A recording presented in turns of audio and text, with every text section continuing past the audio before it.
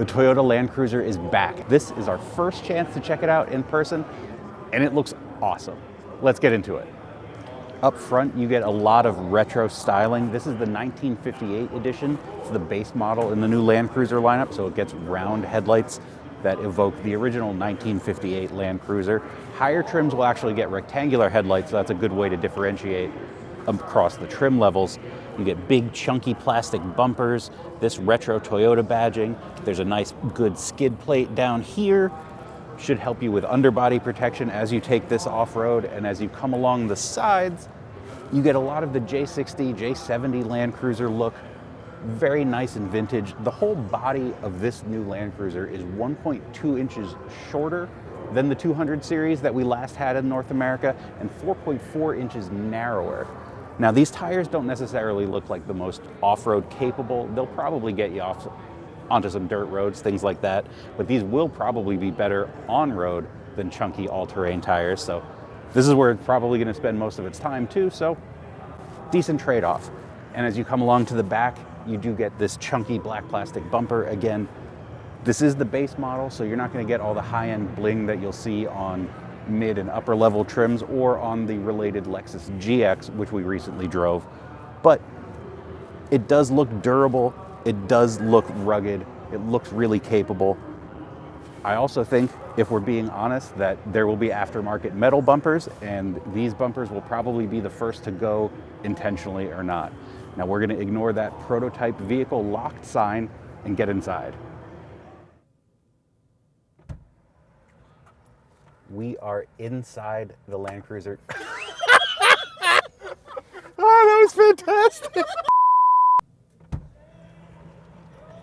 We are inside the Land Cruiser 1958 edition, and I gotta say, I kind of love it. It is very, very basic, very, very rugged. It's maybe iffy that you want to pay $55,000 for a car with fabric upholstery and manual seats and all of this plastic. But again, this is supposed to be a rugged off-roader, so you're paying really for the capability. In the 1958 edition, you do only get an 8-inch touchscreen display. It does have wireless Apple CarPlay and Android Auto, and over-the-air update capability. Higher trim levels will get a larger 12.3-inch screen with the same features. You get lots of physical controls in the cabin, which is really great. It's very old school in that regard. You do actually get heated seats, which is a bit upscale for something with fabric upholstery, but the overall layout is nice. It feels a little narrow. I did say this is 4.4 inches narrower than the last Land Cruiser, and that will really help with off-road maneuverability. But I'm not gonna lie, the cabin does feel a little bit cramped to me. Not as much as a Wrangler, but could have a little bit more room. This is a very wide console. Nice physical controls on the steering wheel as well. Hard plastic on the doors. This is a prototype. That's why it was locked. But we don't know that this is going to be what the final production version is like. Hopefully it'll be a little bit nicer. But again, I think you're gonna have to go for higher trims if you want a more luxurious interior. Now let's check out the back and see what that's like. So we're in the back seat of the 1958 edition Land Cruiser. Not a whole lot going on back here. Again, base model, very basic interior. You have your climate controls down here, charge ports that are USB-C, a 12-volt outlet as well. This actually, to me, looks a little bit fancier than what you get up front because there's a little bit more gloss plastic around the controls, but legroom could be a bit better. My knees are up pretty high, and these seats are not nearly as nicely padded as the ones up front, so I could see being uncomfortable with longer drives. The seats do, however, recline, which is nice, so I can do this and get some rest, assuming there's not a ton of cargo back there. And you do also have this armrest here with cup holders, but that's really the extent of the features back here in the Land Cruiser 1958 edition. Comfortable, but could be better. You're really going to want to sit up front if you can. All versions of the new Land Cruiser are powered by a 326 horsepower hybrid powertrain, which combines a turbocharged 2.4-liter four-cylinder engine with an electric motor.